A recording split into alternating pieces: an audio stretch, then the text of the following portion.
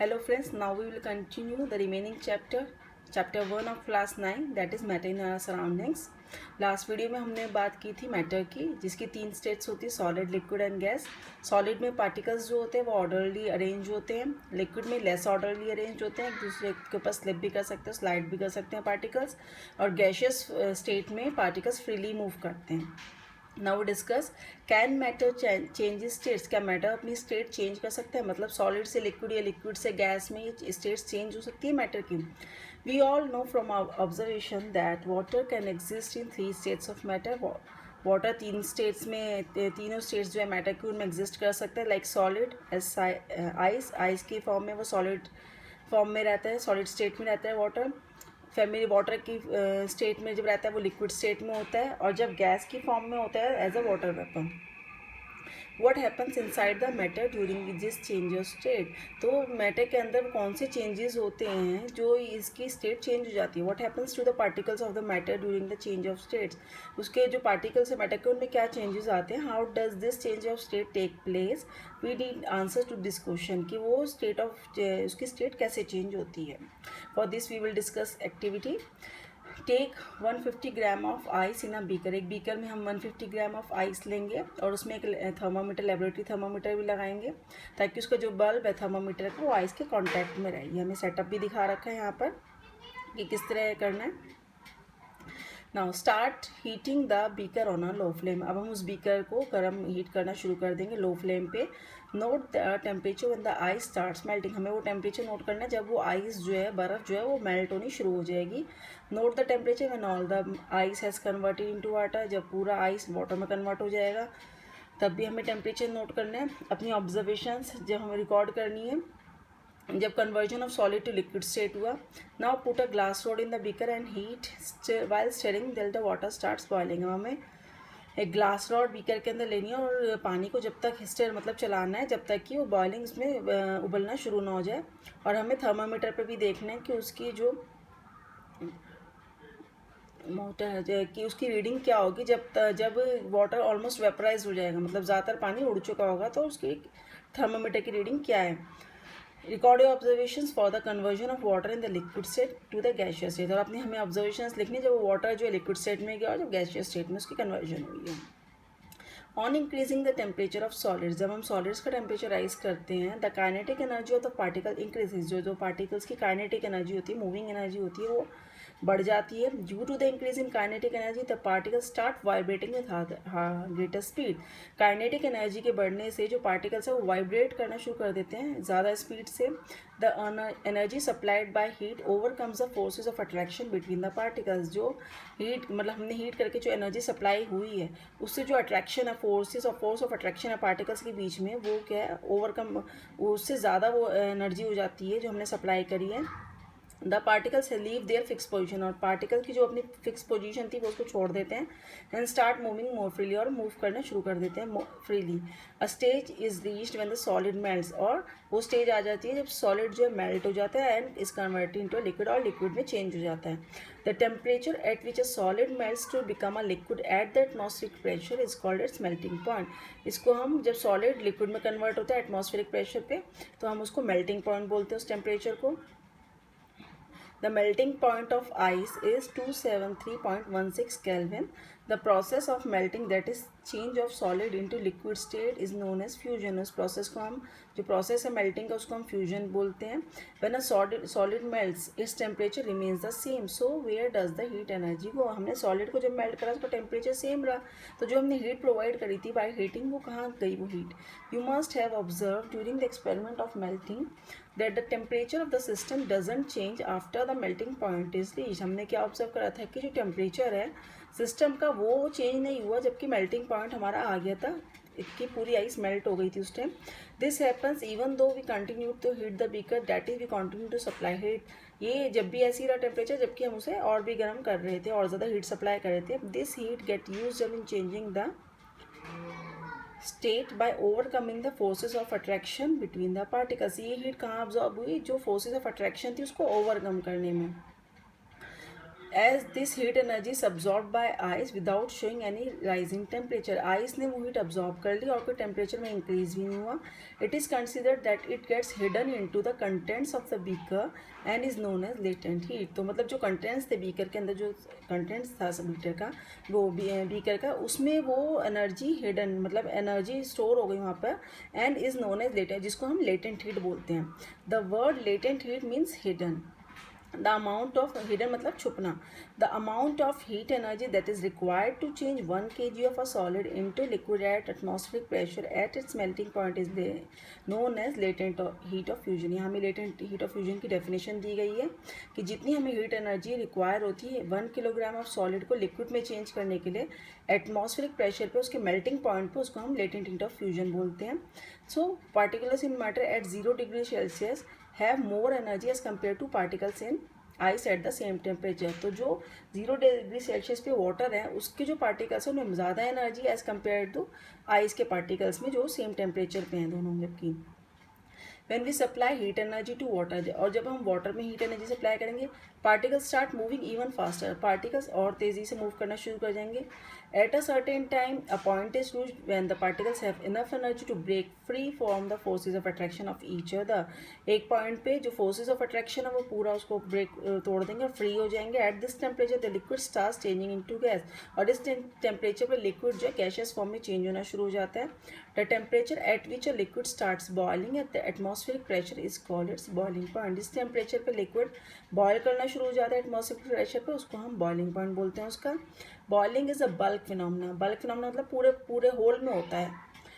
Particles from the bulk of the liquid gain enough energy to change into vapour state.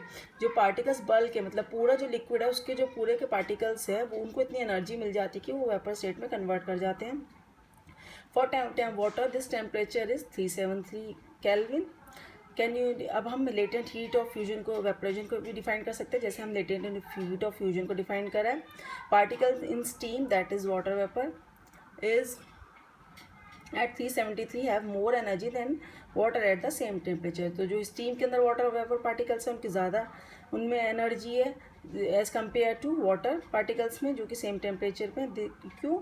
This is because particle steam have absorbed extra energy in the form of latent heat of vapour. क्योंकि जो steam के particles है उन्होंने वो जो extra energy थी वो absorb कर ली है लेटेंट हीट ऑफ वेपराइजेशन की फॉर्म में. यहाँ में दिखाया गया reaction solid state converted into liquid state on heating and liquid state converted into gaseous state on heating. अगर हम इसका उल्टा करें gaseous state converted into liquid state on cooling and liquid state converted into solid state on cooling. So we infer that the state of matter can be changed into another state by changing the temperature. Temperature कम ज़्यादा करके हम matter की states change कर सकते हैं. We have learned that substances around us change state from solid to liquid and from liquid to gas on application of heat, but there are some that change directly from solid state to gaseous state and vice versa without changing into the liquid state. अभी हमने क्या देखा कि heat करने पे, temperature increase करने पे solid जो लिक्विड में चेंज हुआ और लिक्विड गैस में. लेकिन कुछ कई बार क्या होता है सॉलिड जो है गैसियस फॉर्म में डायरेक्टली चेंज हो जाता है without changing into liquid state, और लिक्विड स्टेट में चेंज नहीं होता, सॉलिड सीधा गैसियस फॉर्म में चेंज हो जाता है. इस एक्टिविटी में बताया गया हमें कैम्फर या अमोनियम क्लोराइड लेना है, उसको क्रश करना है और उसको एक चाइना डिश में रखना है और उस पर एक इन्वर्टेड फनल रखनी है और put a cotton plug on the stem of the funnel. जो फनल की स्टेम है उसमें हम क्लोज कर देना है कॉटन प्लग से. नाउ हीट, अब हमें हीट करना है और ऑब्जर्व करना है. तो हमें क्या पता लगा a change of state directly from solid to gas without changing into liquid state is called sublimation. जब सॉलिड सीधा लिक्विड वो गैसियस स्टेट में चेंज हो जाता है और लिक्विड स्टेट में चेंज नहीं होता बीच में, तो उसको हम सब्लिमेशन बोलते हैं. जैसे इसमें दिखाया गया अमोनियम क्लोराइड जो है वो सॉलिडिफाइड जाता है, वो सीधा अमोनियम क्लोराइड वेपर में चेंज हो जाता है. Effect of change of pressure. Now we discuss the change of pressure, effect of pressure. We have already learned that the difference in various states of matter is due to the difference in the distances between the constant particles. हमने भी पढ़ा था कि जो difference है जो states of matter की वो उनमें डिफरेंस क्यों है, क्योंकि जो पार्टिकल्स हैं उसके उनके जो डिस्टेंस है उनमें डिफरेंस है. What will happen when we start putting pressure and compress a gas enclosed in a cylinder? लेकिन अगर सिलेंडर में गैस है उसको हम कंप्रेस करें प्रेशर अप्लाई करके, तो क्या विल द पार्टिकल क्लोजर, तो क्या पार्टिकल्स उसके पास पास आ जाएंगे? क्या आप सोचते हैं ऐसा कि प्रेशर को इंक्रीज या डिक्रीज करने से उसकी स्टेट चेंज होगी? ये में दिखाया भी गया इसमें कि पिस्टन, इसमें प्रेशर अप्लाई कर रहे हैं पिस्टन से, और तो जो उसके जो पार्टिकल्स है गैस के वो क्लोज आ गए हैं। Applying pressure and reducing temperature can liquefy gases. अगर गैसेज में हम प्रेशर अप्लाई करें और उसका टेम्परेचर डाउन कर दें, रिड्यूस कर दें, तो गैसेज को हम लिक्विफाई कर सकते हैं। Have you heard of solid carbon dioxide? हम सॉलिड कार्बन डाइऑक्साइड के बारे में सुन भी रखा होगा। वो हाई प्रेशर में स्टोर करी जाती है। सॉलिड कार्बन डाइऑक्साइड सीधा गैसियस स्टेट में चेंज हो जाती है अगर हम उसका प्रेशर डिक्रीज करें टू 1 एटमॉस्फेयर। अगर उसका हम प्रेशर डिक्रीज़ कर दे तो without coming into liquid state, और वो लिक्विड स्टेट में भी नहीं आती है। इस वजह से सॉलिड कार्बन डाइऑक्साइड को हम ड्राई आइस भी बोलते हैं। Thus we can say that pressure and temperature determine the state of a substance whether it will be solid, liquid or gas। तो टेम्परेचर और प्रेशर पे डिपेंड करता है कि जो स्टेट होगी सब्सटेंस की वो सॉलिड होगी या लिक्विड होगी या गैस होगी। जैसे सॉलिड को अगर हम सॉलिड को हम सब्लिमेशन से सीधा गैस में चला जाता है, गैस सीधा सब्लिमेशन से सॉलिड में चला जाता है। सॉलिड को अगर हम फ्यूजन मतलब मेल्ट करें तो लिक्विड में चेंज हो जाएगा, और लिक्विड वेपराइज होने पे गैस में चेंज हो जाता है। इसके अगर उल्टे हम देखें एरोस, तो गैस कंडेंसेशन होने पे लिक्विड में चेंज हो जाता है, और लिक्विड सॉलिडिफाई करने पे सॉलिड में चेंज हो जाता है। Now we will discuss evaporation. Do we always need to heat or change pressure for changing the state of matter? क्या हमें मैटर की स्टेट चेंज करने के लिए हमेशा हीट करना पड़ता है या प्रेशर लगाना पड़ता है? कैन यू, हम अपने डेली लाइफ से भी एग्जांपल ले सकते हैं इन चीज़ों के लिए जहाँ पर स्टेट चेंज होती है मैटर की लिक्विड से वेपर की without the liquid reaching the boiling point, जबकि लिक्विड बॉइलिंग पॉइंट पे भी नहीं आता। जब हम पानी को खुला छोड़ देते हैं तो वो धीरे धीरे वेपर में चेंज हो जाता है। जो गीले कपड़े हैं वो सूख जाते हैं। अब इसमें जो पानी था उसका क्या हुआ? We know that particles of matter are always moving, are never at rest. हमें पता है कि जो पार्टिकल्स होते हैं मैटर के वो हमेशा मूव करते रहते हैं। At a given temperature in any gas, solid और liquid, there are particles with different amount of kinetic energy. एक टेम्परेचर पे अगर हम गैस को, सॉलिड को और लिक्विड को देखें तो उनके पार्टिकल्स में अलग अलग काइनेटिक एनर्जी होती है। लिक्विड्स में small fraction of particles at the surface having higher kinetic energy. जो सरफेस पे होते हैं पार्टिकल्स उनकी ज़्यादा काइनेटिक एनर्जी होती है, और वो जो फोर्सेस ऑफ अट्रैक्शन है दूसरे पार्टिकल के साथ उन्हें ब्रेक कर पाते हैं और वेपर में कन्वर्ट हो जाते हैं। This phenomena of change of liquid into vapour at any temperature below it's boiling point is called evaporation. इस प्रोसेस को हम इवेपोरेशन बोलते हैं, जिसमें जो लिक्विड है वो वाटर वेपर में वेपर के फॉर्म में आ जाता है उस टेम्परेचर जो उसकी बॉइलिंग पॉइंट से बिलो होता है। Now factors affecting evaporation. इस एक्टिविटी में मैं कह कि एक टेस्ट में हमें वाटर लेना है और उसको एक अपने विंडो या फ़ैन में रखना है, फ़ैन के पास रखना है, और एक हमें ओपन चाइना डिश में उतने ही अमाउंट का पानी लेना है और उसको अपनी विंडो के पास या फ़ैन के नीचे रखना है। एक ओपन चाइना डिश में हमें एक और में तीसरी में 5 ml ऑफ लेना है लिक्विड, और उसको अपने कबर्ड में रखना है और उनका रूम टेम्परेचर रिकॉर्ड करना है। अब हमें देखना है कि उनको इवेपोरेशन प्रोसेस में कितने दिन या कितना टाइम लगता है, और यही प्रोसेस हमें रेनी डे में भी करना है और अपनी ऑब्जर्वेशन रिकॉर्ड करनी है।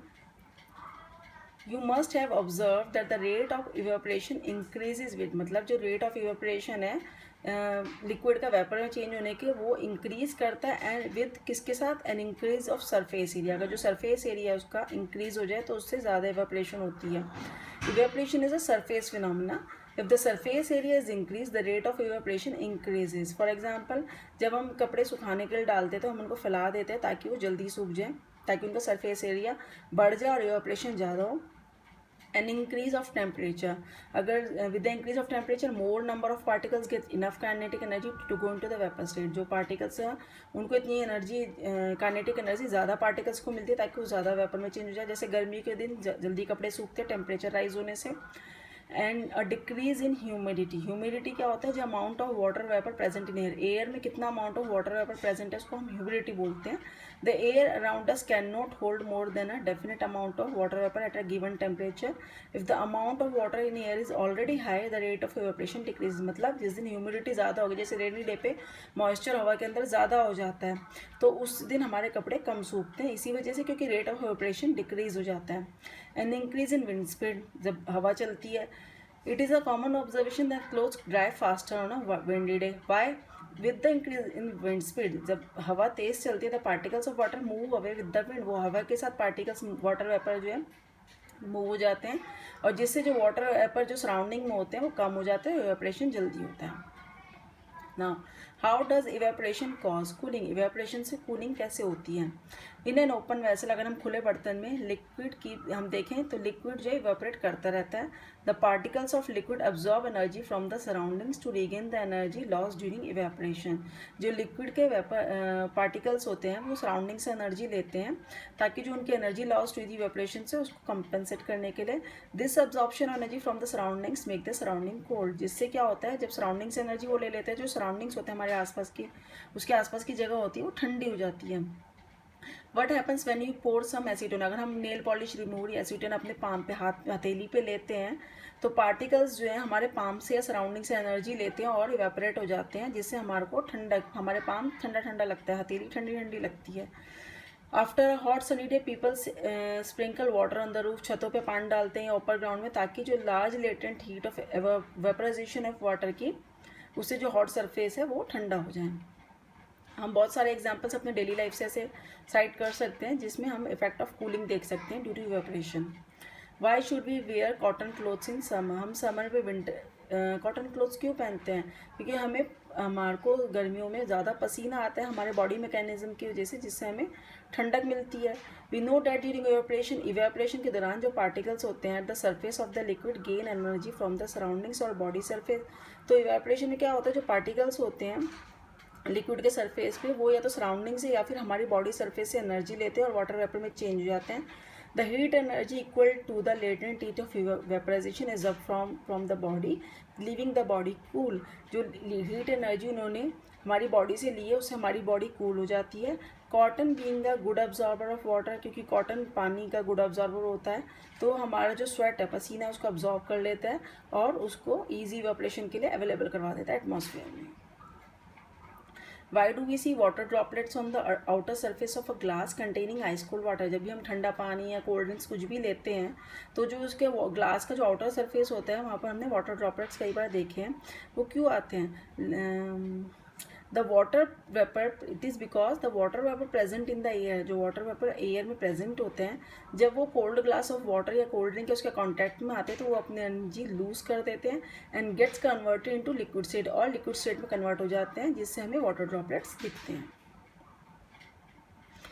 अभी यहाँ पर मोटूनो में हमें एक बताया गया कि साइंटिस्ट जो हैं वो 5 स्टेट्स ऑफ मैटर को आजकल बात कर रहे हैं, solid, liquid, gas, plasma and Bose Einstein condensate.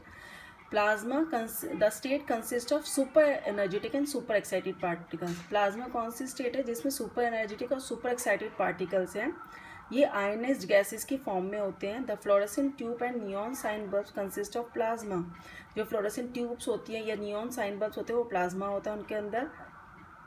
Neon sign bulb के अंदर नियॉन गैस होती है और फ्लोरेसेंट ट्यूब के अंदर हीलियम गैस होती है या कोई और गैस होती है। The gas get ionise that is gets charge, वो चार्ज हो जाती है, वो गैस जो आयनाइज्ड गैस है वो आयनाइज्ड हो जाती है, चार्ज हो जाती है जब इलेक्ट्रिकल एनर्जी उनके थ्रू फ्लो करती है। The charging of creates a plasma glowing inside the tube और बल्ब, जिसकी वजह से जो प्लाज्मा है वो ग्लो करना शुरू कर देता है। The plasma glows with a special colour depending on the nature of the gas, जो कलर प्लाज्मा का ग्लो करने पे आता है वो डिपेंड करता है कौन सी तरह की उसमें गैस है। The sun and the stars glow because of the presence of plasma in them, sun और स्टार्स भी इसीलिए ग्लो करते हैं क्योंकि उनके अंदर प्लाज्मा होता है। The plasma is created in stars because of very high temperature, वो प्लाज्मा स्टार्स में कैसे बनता है क्योंकि उनका बहुत ज़्यादा टेम्परेचर हाई होता है।